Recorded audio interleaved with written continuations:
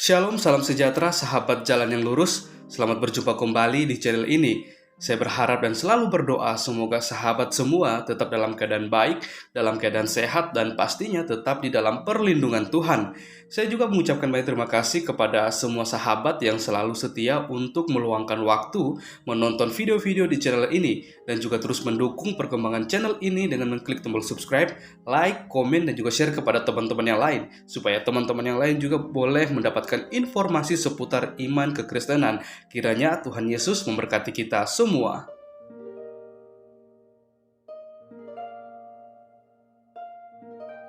Saudaraku yang terkasih dalam nama Tuhan Yesus, di kesempatan kali ini kembali lagi kita akan bersama-sama menyaksikan suatu diskusi atau debat yang sangat menarik. Kalau kemarin kita melihat bagaimana seorang haji membantai Uni Riva dengan data-data yang bisa dibuktikan kebenarannya dan juga bisa mematahkan setiap argumentasi dan juga narasi dari Uni Riva. Hari ini haji tersebut juga akan melawan seorang Yonatan Nandar. Kita akan melihat bagaimana Yonatan Nandar juga akan dibuat sama seperti Uni Riva, bagaimana keberlangsungan serta keseruan diskusi atau debatnya. Mari kita simak bersama-sama dan Tuhan Yesus memberkati.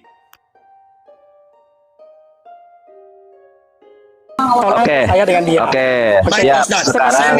Sekarang layar saya gedein, kan gantian toh. Dari tadi kalian belum dong. Loh, bahasanya Yesus adalah ciptaan, Roh Kudus adalah ciptaan berdasarkan Alkitab dan Al-Qur'an. Al-Quran. Itu kamu ngomong, ya. Kamu kan evangelis, kamu ngomong, ya. Betul. Mungkin 5 menit atau 10 menit terserah. Ya, host ya. Nah, dia ngomong. Nah, saya akan berbicara bahwa Allah takut sama Tuhan dari Al-Qur'an. Jadi nanti saya tanya kamu tentang Alkitab, kamu tanya soal yang tema saya dari Al-Quran. Terima kasih Ilai Siregar, berkeras selalu. Oke.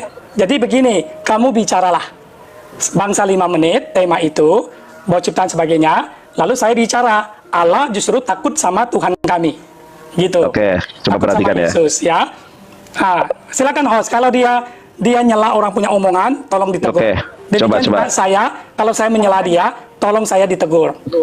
Oke, layar saya Oke, sebentar ya, tunggu dulu. Siap. Asik. Silakan. Bentar ya, sabar ya teman-teman ya. Evangelis melawan haji. Wes, mantap. Ini soalnya mau sholat zuhur ya, nanti gampang dilanjut ya. Alah, baru 15 menit. Enggak sholat zuhur. Ya enggak apa-apa, gampang dilanjut kita. Saya mah bebas. Kenapa Anda takut? Jangan pergi.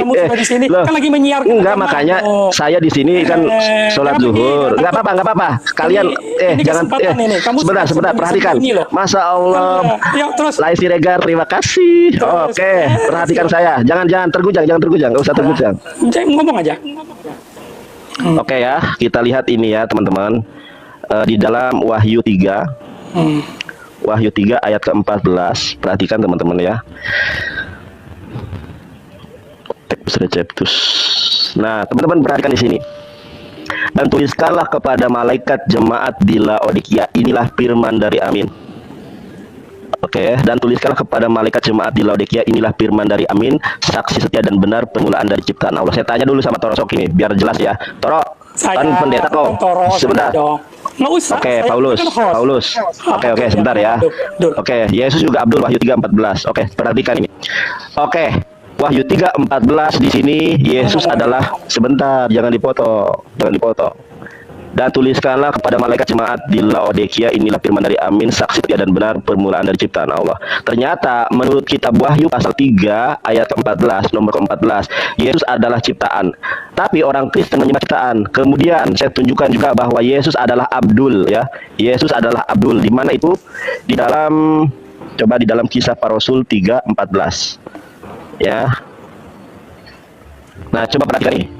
Yesus adalah Abdul ya. Kalau kalian menyebut saya Abdul, maka Yesus juga adalah Abdul. Di dalam Kisah Para Rasul 3 ayat ke-13, Allah Abraham, Ishak dan Yakub, Allah nenek moyang kita yang telah memuliakan hamba dalam bahasa Arab Abdul, yaitu siapa Abdul di sini? Yaitu Yesus. Dari Kisah Para Rasul 3:14 dan 3:14, Kisah Para Rasul 3:13, ternyata Yesus adalah Abdul, tapi kalian menyembah Abdul. Kemudian di dalam Zakaria 12 ayat ke-1, Roh Kudus juga adalah ciptaan. Coba teman-teman perhatikan di sini. Ya, coba saya bacakan ya. Ciptaan, ya sebentar. Zakaria 12 ayat ke-1, ucapan ilahi, firman Tuhan tentang Israel. Demikianlah firman Tuhan yang membentangkan langit dan yang meletakkan dasar bumi dan yang menciptakan roh dalam diri manusia. Orang Kristen konsensus bahwa di dalam diri Yesus ada rohnya. Ternyata roh yang ada dalam diri manusia Yesus adalah ciptaan, Roh Kudus adalah ciptaan. Saya bacakan di dalam bahasa Ibrani-nya, teman-teman ya. Di sini katakan Masha debar Adonai al Yisrael neum Adonai noteh shamayim peyoshed ares peyosher ruah Adam bekirbo. Jadi teman-teman, mereka ini menyembah ciptaan. Bahkan di dalam Amsal, coba perhatikan Amsal. Di dalam Amsal, perhatikan dan catat ya, karena ini ilmu. Amsal 8 ayat 22. Perhatikan Pak, di mute dulu, di mute. Barasoki, di mute. Torosoki di mute. Aduh, si Torosoki malah ganggu, hei. Pak Toro kasih lihat. Oke, sudah. Pak Toro tolong. Oke, Toro, tadi kan nih. Tuhan telah menciptakan aku sebagai permulaan pekerjaannya, sebagai perbuatannya yang pertama pada dulu. Aduh, belum di mana? Tunjukin waktunya. Apa tuh ke waktunya? Payah lo. Silakan Pak Haji. Payah lo. Kamu yang parah itu waktunya. Udah 11.50. Sebentar dong. Gantian dong. Sekarang kamu mute, kamu punya. Seperti tadi saya lakukan, saya mute. Jonathan mute. Nandar mute. Oke. Nah, lihat saudara, ya, bagaimana Al-Quran dan Allah itu. Surat An-Naml 91. Dikatakan sini, aku dalam kurung Muhammad hanya diperintahkan menyembah Tuhan negeri ini Mekah, yang dia telah menjadikan suci padanya dan segala sesuatu dalam miliknya, dan aku diperintahkan agar aku termasuk orang muslim. Nah, perhatikan pertama ya, kalau dibilang bahwa Al-Quran itu firman Allah langsung, ini dipertanyakan. Kenapa? Karena kalimatnya ini beda. Aku Muhammad, yang ngomong ini siapa? Muhammad yang bicara. Berarti ini bukan firman Allah langsung. Karena dikatakan aku, kecuali dikatakan berfirmanlah Allah Muhammad, kamu menyembah Tuhan negeri ini, baru betul. Tapi kalau di sini anak SD pun tahu bahwa ini adalah perkataan Muhammad, bukan perkataan Allah. Jadi di mana dikatakan bahwa Al-Quran itu adalah semuanya firman Allah, Muhammad itu cuma penerima. Nah, itu gagal ya, gagal. Karena Muhammad sendiri ngomong begitu. Kalau pihak muslim mengatakan bahwa semuanya adalah firman Allah, berarti Muhammad yang bohong. Atau Anda yang bohong. Gitu ya. Oke, pertama. Yang kedua, hanya diperintahkan menyembah Tuhan negeri ini, Mekah. Berarti Tuhan negeri ini atau ilah negeri ini adalah ilah lokal, teritorial, yang disebut Allah. Nah, itulah yang diolok-olok orang Yahudi. Ya, Yahudi olok-olok Allah. Kenapa? Karena dia wujud, dia zat yang punya tangan, bahkan tangannya dia punya kaki, ya kan? Ya juga punya mata, kemudian kakinya ada di neraka, sempat celup di situ, ya. Lalu kemudian dia juga dikatakan bahwa dia tertawa lihat orang berbunuhan satu dengan yang lain. Jadi kita lihat di sini bahwa memang ini ilah lokal, ya, ilah yang dimana dipakai atau disembah oleh Quraisy, ya. Makanya Muhammad ini hanya meneruskan tradisi dari agama pagan. Jadi dia menyerang, menghabiskan mereka, tapi ilahnya dia ambil. Mana timernya ini? Yang bernama Allah, ya. Belum dong. Timernya mana ini? Tunjukkan timernya. 2 menit lagi, diam dulu, jangan potong. Nah, dalam Quraisy Sabsuna kita lihat ya, bahwa ada ini Tuhan Mekah nih. Nah, lihat nih, maka hendaklah mereka menyembah Tuhan pemilik rumah ini, Mekah. Mereka sujud. Kenapa? Karena memang Tuhannya hanya ada di situ. Jadi Tuhanmu, ilahmu itu lokal, ya, teritorial, nggak bisa apa-apa. Jadi memang harus dicari di situ. Beda dengan Tuhan kami. Makanya 2 Tawarik mengatakan ini. Coba Anda lihat, ya kan? Lihat bedanya kelasnya, bro. Ya, 1 Tawarik 16, ya, ayat 24. Nah, lihat di sini. Ceritakanlah kemuliaannya di antara bangsa-bangsa dan keajaiban-keajaibannya di antara segala bangsa. Sebab besar Yahweh dan sangat terpuji. Dia ditakuti oleh semua ilah. Jelas ilah takut. Sebab semua ilah bangsa-bangsa ada berhala. Tapi Yahweh lah yang telah menjadikan langit. Nah, ilah ini takut. Makanya dia bilang, jangan memaki Tuhan orang lain. Ya kan? Kamu mesti takut kepada ilah itu. Makanya di dalam Al-Quran, di dalam... Timernya mana ini? Sebentar, santai aja. Diam dulu, jangan potong. Saya adil. Saya tidak mau. Iya, betul. 2 Tuhan. Nah, lihat nih. Tunjukkan timernya. Lu ngapain di situ? Nih. Woi, 10 menit ini gue hitung nih. Baca ya. Dan Allah berfirman, janganlah kamu menyembah 2 Tuhan. Berarti 2 Tuhan ya. Dia bilang, hanya Dia Tuhan yang Maha Esa. Ini dari tadi loh. Maka hendaklah kepadaku saja kamu takut. Berarti ada dua Tuhan, dia bilang. Kalau pakai ganti orang, ini habis, orang Pak. pertama Tuhan. Habis. Oke. Nah, sekarang Layar saya gedein. Udah waktu habis. Nih teman-teman perhatikan ya. Layar saya gedein. Toro. Nah, inilah tidak pahamnya orang-orang penyembah manusia dengan Quran, teman-teman. Quran itu adalah wahyu ilahi melalui perantaraan Roh Kudus kepada Nabi Muhammad SAW. Roh Kudus adalah makhluk ciptaan Tuhan, yaitu malaikat Gabriel. Nah, Haji Paulus di sini dikatakan, si Paulus tadi mengatakan, di situ tadi Muhammad berkata ya, aku diperintahkan untuk menyembah negeri Mekah, Tuhannya negeri Mekah. Dia lupa dengan definisi Quran. Coba Anda buka surat An-Najm ya saudara. Di dalam surat An-Najm ayat ketiga dikatakan wama yang tiku anil hawa in huwa illa wahyuha, dan tidaklah yang diucapkannya itu Al-Quran menurut keinginannya, tetapi apa di ayat berikutnya itu sebentar, di ayat berikutnya berarti kemana nih? Di ayat berikutnya saya hafal ayatnya ya, wama yang tiku anil hawa in huwa illa wahyuha, dan tidaklah yang diucapkannya itu Al-Quran menurut keinginannya, melainkan apa? Melainkan atas wahyu. Ayatnya sebentar. Nah ini wama yang tiku anil hawa in huwa wama yang tiku anil hawa in huwa ila wahyuha. Tidak lain Al-Quran itu adalah wahyu yang diwahyukan kepadanya. Jadi apa yang Nabi Muhammad katakan itu bukan berdasarkan kehendaknya sendiri, seperti halnya Yesus mengatakan tentang Injil, dia tidak berbicara atas kehendaknya sendiri. Sekarang jawab pertanyaan saya, jangan dipotong ya. Di dalam wahyu, perhatikan saya, Torosoki, Anda sudah punya PR buat saya. Tadi Anda sudah saya tunjukkan ayatnya, tapi Anda tidak syahadat. Itu urusan Anda dengan Tuhan. Di dalam Wahyu 3:14, Yesus adalah ciptaan. Di dalam Amsal 8 ayat 22-23, Yesus adalah ciptaan. Kenapa kalian menyembah ciptaan Tuhan? Kemudian Zakaria 12 ayat ke-1, roh yang ada di dalam diri Yesus, yaitu Roh Kudus, adalah ciptaan Allah. Sekarang tunjukkan di dalam, Masya Allah, Lai Siregar, terima kasih banyak ya, berkat selalu ya. Sekarang tunjukkan ya kepada kalian ini, di mana di dalam Torah ada ayat yang mengatakan Payomer Elohim Anohi Ruaha Kodes Eloheha. Payomer Elohim, berfirmanlah Tuhan, Anohi, akulah Roh Kudus, Eloheha, Tuhan kamu. Tunjukkan, kalau Roh Kudus adalah Tuhan di dalam perjanjian baru, tentu dia Tuhan di dalam Torah. Sekarang tunjukkan Musa menyembah Roh Kudus. Sekarang tunjukkan bahwa Roh Kudus mengaku Tuhan di dalam Torah. Kalau Allah mengaku Tuhan di dalam Torah, ada jelas Payomer Elohim Anohi Adonai Eloheha. Masya Allah, Siregar, berkas selalu layak. Masya Allah, terima kasih ya. Sekarang jawab, kalian bertiga, ya. Si Mojat ini ngapain, Mojat, kamu di sini? Udah keok kamu, dasar cadel.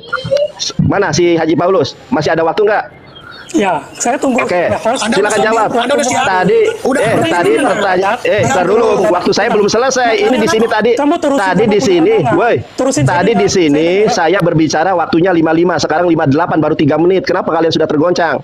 1400 ini saya tanya, kenapa kalian menyembah ciptaan? Yesus adalah Abdul, di dalam Kisah Para Rasul 3:13. Yesus adalah ciptaan, Wahyu 3:14. Roh Kudus adalah ciptaan, Zakaria 12 ayat ke-1. Sekarang tunjukkan, Anda jawab, jangan melenceng kemana-mana. Pertanyaanmu tadi sudah saya jawab dengan Quran. Sekarang pertanyaan saya jawab dengan data. Di mana di dalam Torah dikatakan Payomer Elohim, berfirmanlah Tuhan, Anohi Ruahakones Eloheha, aku adalah Roh Kudus Tuhan kamu. Karena kalau kalian menyembah Roh Kudus, Musa tidak pernah menyembah Roh Kudus. Musa hanya menyembah Allah. Ibdu et Allah riboni wa ribonehem. Sembahlah hanya kepada Allah, kata Yesus, Tuhanku dan Tuhan kalian semua. Sekarang jawab. Sudah, waktunya saya kasih sama kamu, tapi tolong dijawab. Terima kasih. Mari saya jawab dulu. Masya Allah, Lae, Ya. makasih Lae. Oke, udah, kamu diam dong. Diam dong. Sekarang saya bicara. Ya, oke, mari kita melihat ke Wahyu. Wahyu 3:14. Mari kita lihat ya dari Indonesianya, tapi kita lihat dari Yunaninya dulu. Oke. Saya membaca.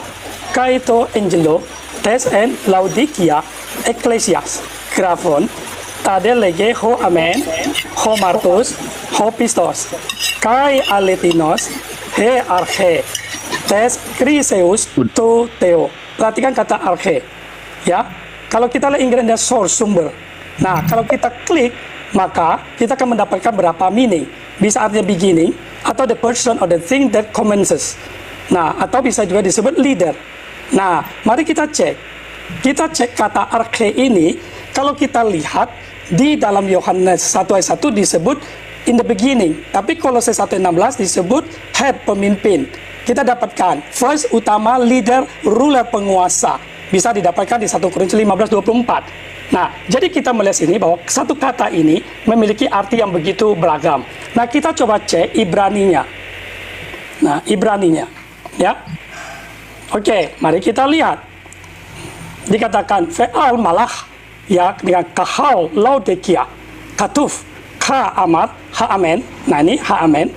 Ya, haat dikatakan, ya, hen neman, fe ha mati, dikatakan Rashid, Fereshid, ha Elohim. Nah, kata Rashid di sini, ya, kata Rashid, nah ini menarik sekali dalam Ibraninya. Rashid itu bisa menempati berapa urutan, bisa kronologis, bisa kualitatif, bisa otoritatif.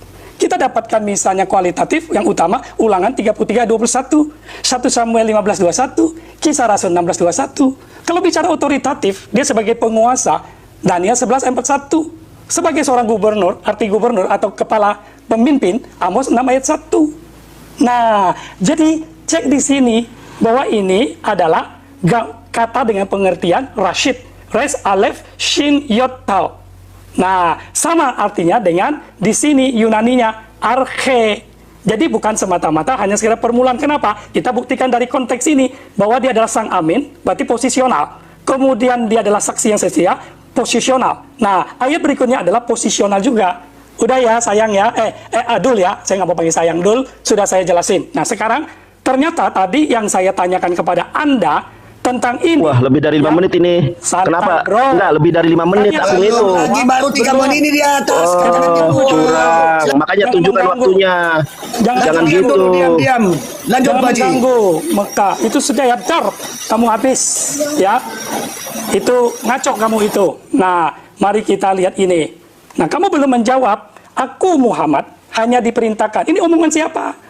Kalau kamu bilang aku orang semua firman Allah, dibantah di sini.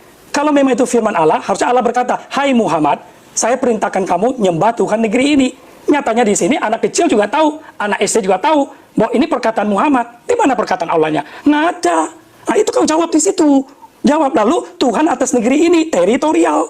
Bahkan sehingga dia berkata jangan menyembah dua Tuhan. Nah ini, ya kan, jangan menyembah dua Tuhan. Berarti dia mengakui ada Tuhan lain. Nah, Tuhan lain itu harus adalah yang Esa, sama Allah harus takut. Makanya Abdul, kamu harus takut sama Allah. Tapi kalau kamu menyembah Tuhan yang Esa, itu. Siap. Next. Siap. Oke. Layar saya gedein. Toro, jangan takut lo, gedein layar gua. Kan sudah saya jawab. Dengar, di mute. Lo tadi lo sudah janji syahadat kalau ada Muhammad berada pada jalan yang lurus, lo mengingkari janji lo. Udah, jangan. Udah diam. Lo tuh kan ketawa tapi lo terguncang.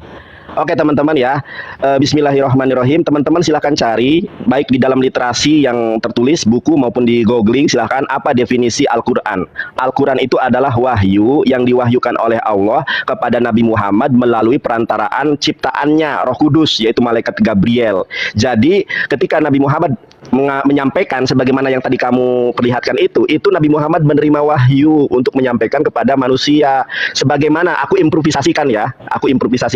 Tadi kan sudah aku jawab. Silakan Anda buka Quran surat An-Najm ayat ketiga sampai keempat. Wama yang tiku anil hawa in huwa ila wahyu yuha. Tidaklah apa yang diucapkan Muhammad itu melainkan wahyu yang diwahyukan kepadanya. Aku improvisasikan, aku korelasikan dengan ucapan si Paulus. Coba perhatikan ini. Di 2 Korintus 12, baiklah aku sendiri tidak merupakan suatu beban bagi kamu. Tetapi ini, kamu katakan ini ayat palsu ini diksi palsu. Karena di dalam tidak ada, kalau ada cek ya, ini tidak ada.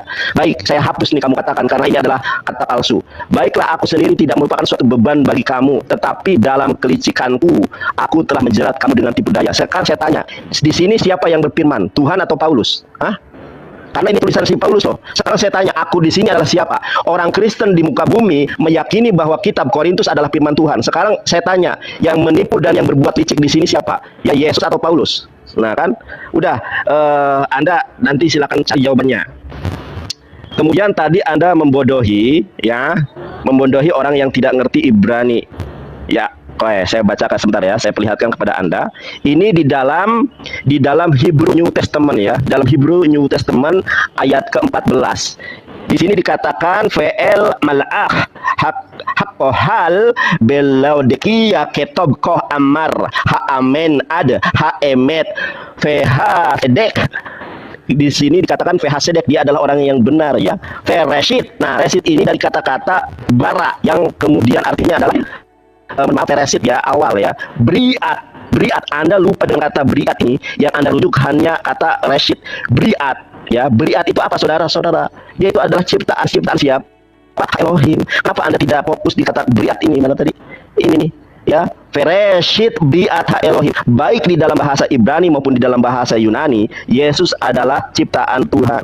Makanya saya tanya kepada saudara, tapi saudara tidak pernah menyentuh pertanyaan saya. Yesus di dalam Kisah Para Rasul 3:13 dia adalah Abdul. Jadi kalau kalian menghina saya Abdul, Alkitab mencatat di dalam Kisah Para Rasul 3 ayat ke-13 Yesus adalah Abdul, dalam bahasa Arabnya adalah Abdul. Saya tanya tadi, kalau Roh Kudus adalah Tuhan di dalam perjanjian baru, di mana Musa menyembah Roh Kudus, di mana Roh Kudus berfirman di dalam Torah, Anochi Ruach Kodes Eloheha, aku adalah Roh Kudus Tuhan kamu. Musa tidak pernah menyembah Roh Kudus karena Musa hanya menyembah Allah Subhanahu wa taala. Lihat di dalam Sefer Shemot Perek Esri Misfar Stayim, Peyomer Elohim Anochi Adonai Eloheha. Tafsir Rabbi Sadia Gaon mengatakan Yod Hevavet Tetragrammaton itu adalah Allah. Musa menyembah Allah. Ya, Allah adalah Tuhan ada di dalam Tanakh. Anda menyembah Roh Kudus, di mana Roh Kudus Tuhan di dalam Torah? Silakan dijawab. Ditanya apa? Belum selesai ini. Aduh, kamu curang ini. Curang kamu. Curang belum selesai. Kamu naik tadi 12 belum selesai. 12:04 menit. Sekarang 12:09 menit. Mau. Lanjut Pak Ji. Pak Ayah lu. Saya mau turun Pak. Nandat kapan? Lo udah. Lo sudah keok, Cadel. Diam Cadel. Oh iya, ayo. Saya mah. Lo sudah berulang kali kalah debat. Sini open cam lo kayak gini. Weh. Ayo, lo udah berulang kali kalah debat, Cadel. Cadel, diam. Cadel, takut apa? Ayo lo, dasar Cadel. Sekarang giliran Pak Ji. Silakan Pak Ji. Betul. Nah, mari kita lihat ya, dalam yang literal translation pun ya, kamu bisa bahasa Inggris kan, Mandar ya, atau saya bisa baca, tapi saya baca karena ini adalah Alkitab kami. And the messenger of the assembly of the Laodicean write, these things said the Amen, the witness, the faithful, and the true, the chief. Nah, chief of the creation of God. Nah, kalau kita lihat di sini adalah sama arti dengan kata Rashid dan arke itu ya. Sudah ya, kamu tidak boleh lagi utak-atik sini. Jangan kamu sempit dalam pengertianmu ya. Jadi ini sudah memberitahu pada kita, dalam terjemahan pun dikatakan dia adalah chief. Nah, makanya dalam terjemahan di Indonesia maka muncul istilah ini. Nah, karena supaya membantu kamu mengerti, supaya kamu tahu, dan tuliskanlah kepada malaikat jemaat Laodikia atau gereja Laodikia sang amin, saksi yang setia dan benar, penguasa dari ciptaan Elohim, mengatakan hal-hal ini, penguasa. Oke? Demikian, sudah ya. Nah, sekarang kembali lagi nih ke tadi itu pertanyaan saya nih, ya kan? Nah, kamu sama sekali belum menjawab, lari-lari sana sini sana kayak kucing beranak, ya. Nah, di sini aku Muhammad, aku nih Muhammad, dia bicara dong, anak kecil juga tahu. Aku Nandar, ya kan, hanya diperintahkan pergi ke pasar ini. Berarti yang ngomong kamu. Jadi ini bukan omongan Allah. Nah, lihat baik-baik. Kamu katanya pengacara. Pengacara mestinya teliti dong di sini. Kritis dong. Nah, saya ajak kritis. Kenapa? Karena aku haji di sini. Aku Muhammad hanya diperintahkan menyembah Tuhan negeri ini, Mekah. Nah, jadi teritorial. Nah, saking teritorialnya, Anda lihat ini saya buktikan. Dia bilang apa? Dia bilang ini. Nah, dia bilang ini nih. Nah, diketik. Nah, ini nih, kamu mesti melek tuh ayatmu nih. Dan Allah berfirman, janganlah kamu menyembah dua Tuhan. Berarti apa? Ada dua Tuhan. Kalau kita pakai kata ganti orang pertama tunggal disebut Allah, aku, ya kan? Nah, kalau kita lihat yang satunya lagi, berarti kata ganti orang ketiga tunggal, dia. Nah, makanya Allah ini jelas nih, jelas sekali. Dia bisa membagi ada dua. Maka dia berkata, hanya dialah Tuhan yang Maha Esa. Maka hendaklah kepadaku saja kamu takut. Jadi dia menyebut dia. Dia ini siapa? Yeshua mengatakan, akulah dia yang Maha Esa itu. Jadi sebenarnya Allah ini menunjuk ada Tuhan. Tuhan siapa? Tuhan dari orang-orang percaya, orang-orang Kristen. Jadi kalau kamu mau cari Tuhan yang Esa, kau cari ke sana. Tapi kepadaku saja kamu takut. Nah, jika kata dia itu menunjuk Allah, harusnya Allah mengatakan, ya kan, hanyalah sudah, aku Pak Ji. Tuhan yang Maha Esa. Maka hendaklah kepadaku saja kamu takut. Ini enggak. Sudah. Oke. Udah. Oke. Iya. Oke. Ya, mumet, ya. Nggak mumet, kamu yang Mumet coba ya. Coba layar aku gedein ya. Layar aku gedein, Toro. Itu sebetulnya sudah aku jawab berulang kali. Terserah kamu mau ngerti atau tidak. Kalau masalah Yesus adalah ciptaan, saya tunjukkan ayatnya ya. Yesus adalah ciptaan. Kita perhatikan ya, Yesus adalah ciptaan, teman-teman. Oke. Nah, ini adalah di dalam Septuagint ya. Septuagint Amsal 8 ayat ke-22. Septuaginta itu perjanjian lama di dalam bahasa Yunani ya, teman-teman. Ini saya bacakan. Kurios ektise me arke hodon hauto eis erga hauto. Di sini dikatakan bahwa Tuhan telah menciptakan aku. Oke, kita lihat di dalam Amsal bahasa Indonesia ya. Coba teman-teman perhatikan di sini. Amsal 8 ayat 22. Tuhan telah menciptakan aku. Siapa yang diciptakan oleh Tuhan di ayat ini sebagai permulaan pekerjaannya, sebagai perbuatannya yang pertama-tama dahulu kala. Ingat, siapa aku di sini? Tadi saya sudah berdebat dengan orang Kristen bahwa aku di sini adalah Yesus. Siapa Tuhan? Tuhan jelas Allah. Siapa yang diciptakan? Yesus. Nah, saya tidak omong kosong, teman-teman. Di sini ada tanda bintang yang terintegrasi kemana? Ternyata terintegrasi, terafiliasi ke Wahyu 3:14. Dan tuliskanlah kepada malaikat jemaat Laodikia, inilah firman dari Amin, saksi yang setia dan benar, permulaan dari ciptaan Allah. Kamu mau artikan apapun, Yesus adalah ciptaan. Dan ini terintegrasi ke Amsal 8 ayat 22, yang mana di dalam bahasa Yunaninya menggunakan arche, dan arche di sini disebut permulaan, bukan penguasa. Penguasa itu terjemahan Gabrul. Nah, baik begitu pun di dalam bahasa Ibrani. Di sini dikatakan Adonai, Kanani, Resit. Resit itu permulaan. Kok Anda menerjemahkan penguasa dari Hong Kong? Hah? Makanya jangan ngawur. Jangan baru bisa baca bahasa Ibrani sepatah-patah kata Anda menerjemahkan ngawur. Di sini diterjemahkan begini loh. Adonai, Kanani, Reshi, dan Ho, Kedem, Mip, Alaf, Meastor. Terima benaran firman Tuhan. Oke, perhatikan ini Pak Haji Paulus. Nah, si Pak Haji Paulus nih. Anda sudah ngawur loh Pak Haji Paulus. Kita baca di dalam bahasa Yunaninya. Koi itu angelo tes eklesias laodikion gapson tadelegei ho amen homartus hopistos kai alpitos te atketes ketisios teo. Anda terjemahkan dengan pelintiran Anda itu dengan dibingkai dengan cara retorika macam apapun, maka jelas Yesus adalah ciptaan Allah. Makanya saya bertanya, kenapa kamu menyembah ciptaan Allah? Kenapa kamu menyembah Roh Kudus ciptaan Allah? Di dalam Zakaria 12 ayat ke-1, Roh Kudus yang merupakan roh di dalam diri Yesus adalah ciptaan Allah. Di situ sudah saya bacakan bahasa Ibraninya. Masa para pendeta tidak bisa bahasa Ibrani? Masa kalah sama evangelis Yonatan Nandar yang ditakuti oleh para pendeta sedunia? Perhatikan ucapan saya mau zuhur, saya titip pertanyaan. Di mana Musa menyembah Roh Kudus di dalam Torah? Kalau sebentar, kalau Roh Kudus adalah Tuhan di dalam perjanjian baru, harus dia juga Tuhan di dalam Torah. Musa tidak pernah menyembah Roh Kudus, makanya tunjukkan ayatnya yang berbunyi Anohi Ruaha Kodes Eloheha. Akulah Roh Kudus Tuhan kamu. Karena kalau Tuhannya Allah ada Sheper Shemot Perek Esimis Pastayim Anohi Adonai Eloheha. Aku adalah Allah Tuhan kalian. Di mana Musa menyebut Roh Kudus di dalam Torah? Di mana Musa menyembah Roh Kudus di dalam Torah? Roh Kudus adalah makhluk Tuhan di dalam Zakaria 12 ayat 1 yang kalian sembah. Makanya di dalam Matius 7 ayat 22, kalian para penyembah Roh Kudus dan penyembah Yesus akan dimasukkan ke dalam neraka. Terima kasih. Tolong dijawab, jangan lari kemana-mana. Saya sholat zuhur dulu. Terima kasih. Jangan takut. Takut. Ayo takut. Kamu takut. Lo sholat takut. Sebentar. Nanti jadwalkan lagi. Lo takut. Waktu saya belum selesai. Waktu saya belum selesai. Wah, ini rugi ah. Curang. Wah, curang. Kalah terbincang. Benar. Nih, lihat. Benar. Dia nggak kabur. Haleluya, dia nggak kabur. Sholat dulu. Nanti aku gabung lagi.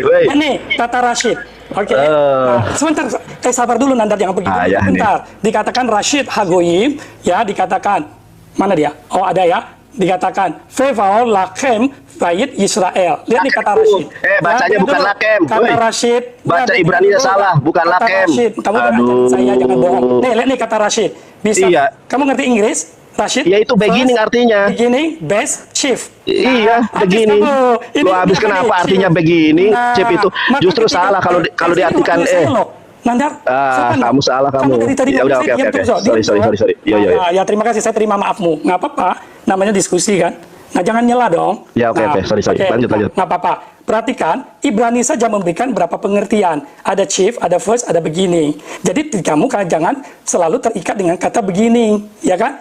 Nah ini Rashid. Oke, jadi saya sudah menjawabnya kepada Anda. Jadi bahkan disebut di sini principle, ya, principle. Oke, nah selesai di sini ya. Jadi buka pikiranmu, ya, buka otakmu, ya, bahwa kata Rashid itu bisa memiliki begitu banyak pengertian sehubungannya ini. Nah, maka saya bisa membukakannya. Arti kata ini disebut apa? Pemimpin bangsa-bangsa. Dan kepada siapa keluarga Israel datang? Pemimpin. Berarti di sini adalah kata yang tadi dipakai apa, Nandar? Rashid. Oke, nah sekarang kita lihat Al-Quran. Yo, nah coba lihat kenapa saya bilang Allah itu takut sama Tuhan kami. Ya, kenapa? Coba lihat nih, dia sudah wanti-wanti kepada seluruh mukminum, ya, atau seperti orang-orang Islam. Dan janganlah kamu memaki sesembahan yang mereka sembah selain Allah. Berarti Allah mengakui ada sesembahan lain. Nah, kenapa dia suruh jangan memaki? Karena dia segan. Kalau memang dia besar, dia nggak takut, pasti dia nggak akan keluarkan perintah ini. Karena dia tahu konsekuensinya. Kalau kamu sebagai pengacara kan tahu tuh, suatu tindakan apa ada konsekuensinya, ada efeknya. Nah efeknya apa? Allah sendiri menyadari, mereka akan memaki Allah dengan melampaui batas tanpa dasar pengetahuan. Jadi Tuhanmu, sesembahanmu ini khawatir, takut. Nah maka dari itu, orang Yahudi itu menangkap bahwa ini ilah teritorial. Maka kalau klaim kamu bahwa Musa, Adam, semua ketua Ibrani ini menyembah Allah, itu klaim yang bodong, klaim yang nggak benar. Kenapa? Saya tunjukkan di Al-Quran kamu, Nandar, ya, kata ini ya, coba, betul-betul. Nah, lihat nih ayat Al-Quran kamu, Al-Maidah 64, dan orang-orang Yahudi berkata, tangan Allah terbelenggu. Nah, kalau mereka respect, nggak mungkin dia ngomong begitu. Ya, ini artinya mereka mengolok-olok, mentertawakan Allah, sehingga mengatakan tangan Allah itu terbelenggu. Tentu mereka mengolok-olok ada dasarnya. Kenapa? Karena sumber-sumber menyatakan dalam hadismu, Allah ini punya tangan. Tangannya ada dua, sebelah kanan. Jadi pundaknya ada dua. Pundak ini pindah dari kiri ke kanan. Makanya orang Yahudi langsung bisa menyimpulkan. Mengatakan tangan Allah itu terbelenggu, nggak bisa ngapa-ngapain. Nah Allah juga menyadari akan keterbatasan dia. Maka dia bilang, ya sama ilah lain, kamu itu mesti hormat.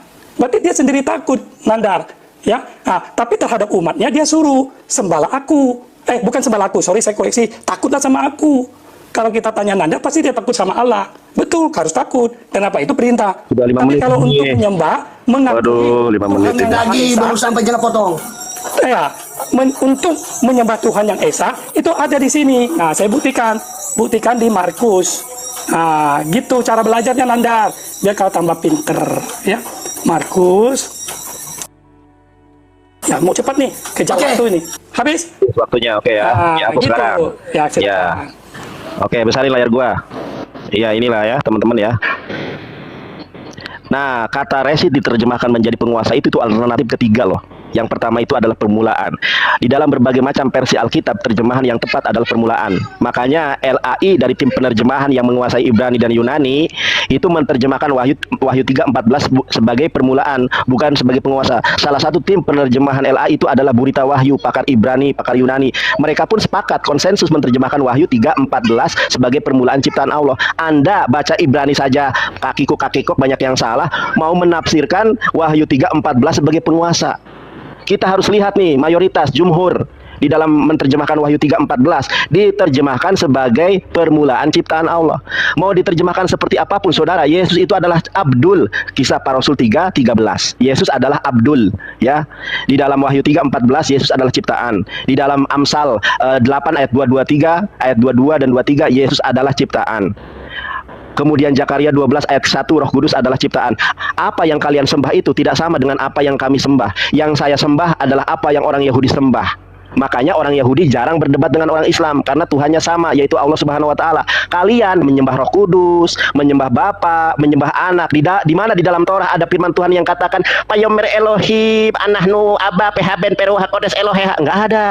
Jangankan saya tanya itu. Saya tanya bolak-balik dari tadi, di mana di dalam Torah ada kata-kata Anohi Ruaha Kodes Eloheha. Aku adalah Roh Kudus Tuhan kamu. Itu tidak pernah kamu jawab. Kenapa? Karena memang Roh Kudus bukan Tuhan di dalam Torah. Zakaria 12 ayat 1, Roh Kudus adalah ciptaan. Wahyu 3:14, Yesus adalah ciptaan. Kisah Para Rasul 3:13, Yesus adalah Abdul. Kamu mengatakan saya Abdul. Saya katakan kamu Lucinta Luna kamu. Ya, dasar. Oke, karena ini adalah sudah sholat zuhur, saya mohon maaf. Anda mau sebentar, jangan pergi. Dari tadi sudah saya sampaikan, terserah mau kenapa aku mau sholat kok, jangan pergi. Oke ya. Jangan. Oke, sebentar. Jangan terguncang. Jangan terguncang. Lucinta Luna.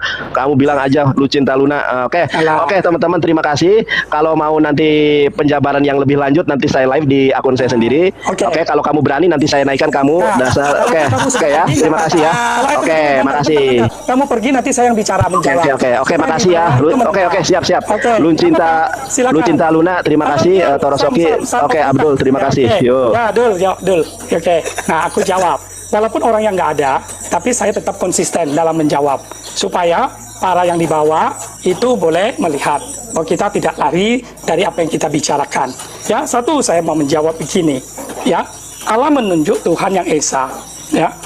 Nah, tadi saya mau minta dia baca, tapi karena dia ada sholat, ya sudahlah, kita maklumin ya. Nah, perhatikan di sini, ya, dikatakan di sini bahwa kalau saya membuka Indonesianya dulu, dan Yeshua menjawab kepadanya, yang terutama dari semua perintah adalah, dengarlah hai Israel, Yahweh lah Elohim kita, Yahweh itu Ehad atau Esa. Nah, kita lihat Ibraninya. Nah, di sini kan, Shema Israel, Yahweh Elohenu, Yahweh Ehad. Nah, jadi Esa ini sebagaimana yang dikatakan di Al-Quran. Karena Tuhan yang mereka sembah ini tahu ada yang sangat berkuasa. Nah, terjawab di Injil Markus 22 ayat 29. Ya. Bahkan di dalam Yunaninya pun sama mengatakan, ya, Kurios ini berarti dia adalah Yahweh itu sendiri. Oke. Nah, kalau tadi saya tidak menjawab begitu apa yang dia mintain, itu bukan apa? Karena terlalu melebar topiknya. Ada tendensi seorang misalnya ya orang yang main hukum kan gitu, mau memecahkan konsentrasi, mau semacam kayak distraction, itu nggak akan kena kepada saya. Kenapa? Karena saya ini haji, saya tahu strategi orang begini. Saya ini keluaran Shaolin Pai, ya nggak bisa. Jadi dia coba, tapi saya tetap arahnya di situ. Lalu lihat, dia tidak menjawab. Ini masih waktu saya. Tolong yang naik, mute dong. Sampai sorry, saya maaf ya Pak. Sebentar Pak, lagi diproses. Sebentar Pak. Nah. Bentar ya Pak. Banget nih. Close tambah waktu ya. Oke, lanjut.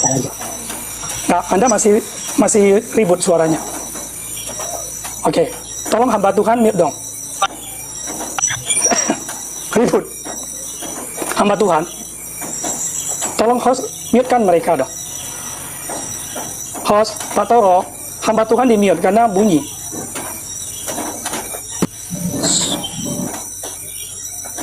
Oke, nah ini saya jadi konsentrasi terpecah kan. Nah, jadi Anda lihat bahwa dia tidak bisa menjawab ya mengenai tadi. Dia bilang orang Yahudi menyembah Allah. Tidak mungkin kalau menyembah Allah. Al-Maidah keluar 64. Posisi orang Yahudi adalah mengolok-ngolok Allah. Jadi tidak mungkin ada namanya nabi-nabi Yahudi, nabi-nabi orang Israel menyembah Allah. Tidak mungkin. Karena keturunan dia yang tinggal di daerah Arab pun berkata, tangan Allah itu terbelenggu. Berarti mereka tahu bahwa karakteristik dan sifat daripada dan eksistensi daripada ilah pagan ini terbatas, teritorial. Ya, berbeda dengan Elohim mereka, Elohim Shefaot, Tuhan semesta alam, the Lord of Lord. Jadi Al-Qurannya sendiri sebenarnya sudah kasih tahu kamu nandang. Tapi kamu coba untuk mengais, mendumpang di kitab yang lain. Sedangkan keturunan dari orang memiliki kitab ini menyatakan bahwa ilah kamu yang sembah ini tidak mampu apa-apa. Nah, karena itu alasan terutama kenapa Muhammad itu benci sama kafir, benci sama Yahudi, karena ini salah satu satunya ini. Karena orang Yahudi tahu bagaimana monoteisnya. Masa monoteis mau terima paganisme, mau terima politeis yang ditawarkan oleh Mr. M ini? Nggak mungkin lah. Makanya Al-Maidah ini menyatakan begitu. Jadi kalian sadarlah, jangan menumpang. Lalu jangan mengatakan bahwa nabi-nabi lain itu nyembah Allah. Tidak ada. Tidak ada. Al-Maidah ini sudah mendaraskan hal itu. Yang penting kalian harus tahu Allah ini sadar bahwa ada Tuhan lain, dialah yang Maha Esa. Hanya kepadaku kamu takut. Kecuali dia berkata, akulah yang Maha Esa, kepadaku kamu takut. Nah, itu kita tidak dapatkan. Ya, jadi Allah ini sudah menyatakan ada Tuhan yang lain, ada saya juga. Tapi yang membedakan adalah yang lain itu Esa. Nah, makanya di Al-Quran banyak muncul kata kami. Kami itu bertebaran. Ya, sampai 19 surat saja sudah hampir mendekati 8% dari ribuan ayat Alkitab. Ribuan ayat Al-Quran. Ya, jelas ya, sadar ya, terimalah kebenaran ini. Haleluya. Saya kembalikan kepada Oke saudaraku yang diberkati dan dikasihi oleh Tuhan Yesus Kristus, kita bersama-sama telah melihat serta menyaksikan bagaimana keberlangsungan diskusi atau debat antara seorang haji bersama dengan atau melawan Yonatan Nandar. Dan kita juga bisa melihat bagaimana Yonatan Nandar dibuat kewalahan sama seperti Uni Riva kemarin dengan data-data yang bisa dibuktikan kebenarannya. Dan lagi-lagi kalau kita melihat Yonatan Nandar di dalam sebuah diskusi atau debat, selalu saja dia memaksakan original text. Bukannya kita mempersalahkan soal original text seperti itu, tetapi kalau kita melihat Yonatan Nandar ketika dia menggunakan original text, membaca teks asli dari Alkitab itu sendiri, dia tidak apa yang dia sampaikan itu, apa yang dia katakan itu sama sekali tidak dipahami dan dimengerti oleh orang Kristen ketika mendengarkan apa yang disampaikan oleh Yonatan Nandar. Karena apa? Karena memang Yonatan Nandar ini pada dasarnya dia tidak mengerti dan memahami bahasa Ibrani dengan baik dan benar, bahkan juga menerjemahkan serta mencari tahu, mentafsirkan satu ayat Alkitab dengan menggunakan original text itu sendiri. Karena kalau kita melihat ada satu video yang saya juga unggah di media sosial, di mana ketika Yonatan Nandar diperhadapkan dengan seorang rabi yang sangat fasih berbahasa Ibrani. Ketika dia membaca satu ayat dengan menggunakan bahasa Ibrani, seorang rabi tersebut hanya bisa tertawa tersenyum. Karena apa? Karena tidak mengerti apa yang dikatakan oleh Yonatan Nandar. Bagaimana kita bisa mengerti dan memahami apa yang dikatakan oleh Yonatan Nandar sebagai orang awam, sedangkan seorang rabi pun yang sangat fasih berbahasa Ibrani tidak mengerti, memahami apa yang dikatakan oleh Yonatan Nandar tersebut.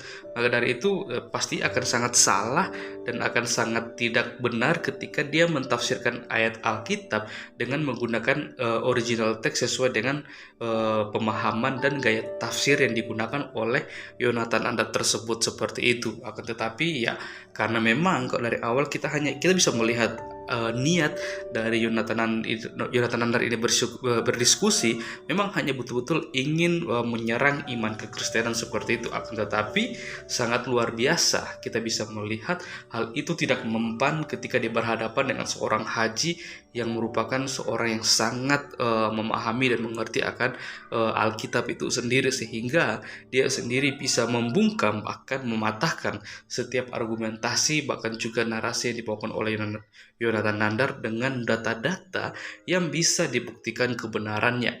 Dan lagi-lagi kalau kita melihat para polemikus ini, dan tidak jauh beda ya si Yonatan Nandar dari Uni Riva dan juga Ustadz Suma, ketika setiap argumentasi bahkan juga data-data yang mereka bawakan itu bisa dipatahkan kebenarannya, mereka malah tidak senang dan memunculkan suatu reaksi-reaksi yang tidak seharusnya itu dimunculkan atau dikatakan ketika sedang ada di dalam ranah diskusi atau debat seperti itu.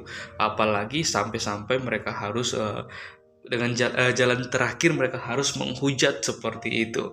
Ya, saya harap ketika ada di dalam sebuah ranah diskusi ya, kita harus menjaga perkataan-perkataan yang tidak seharusnya kita katakan atau kita ucapkan, atau sampai-sampai kita menyerang pribadi atau menghujat agama orang lain seperti itu. Karena kita tujuan kita coba berdiskusi ini supaya orang lain bisa mendapatkan suatu edukasi yang baik dari perjalanannya keberlangsungannya suatu diskusi atau debat tersebut dengan data-data yang seharusnya bisa dipertahankan, bisa dipertanggungjawabkan. Dan kita bisa melihat bagaimana seorang ustadz dengan secara luar biasa dia bisa membungkam bahkan mempertanggungjawabkan iman keyakinan dia kepada Yonatan Nandar, sehingga hal itu mengakibatkan Yonatan Nandar kepanasan, ketar-ketir, sampai-sampai dia kesurupan juga mau menghujat, sama seperti si Uni Rifa seperti itu. Ya, kita hanya bisa berdoa supaya ketika kebenaran itu disampaikan dan dibukakan, hati mereka bisa dilembutkan, sehingga mereka bisa menerima kebenaran yang sesungguhnya yang ditumbuhkan di dalam Yesus Kristus. Dan kita berdoa supaya dimanapun Pak Haji ini berada, dia boleh terus dipakai Tuhan untuk menjadi seorang apologet Kristen yang luar biasa, untuk membukakan setiap data-data, bahkan suatu kebenaran, kabar baik kepada setiap orang yang mengikuti debat atau diskusi seperti itu. Oke teman-teman, saya rasa sekian video saya di hari ini. Sampai berjumpa di video saya yang selanjutnya. Kiranya Tuhan Yesus memberkati kita semua.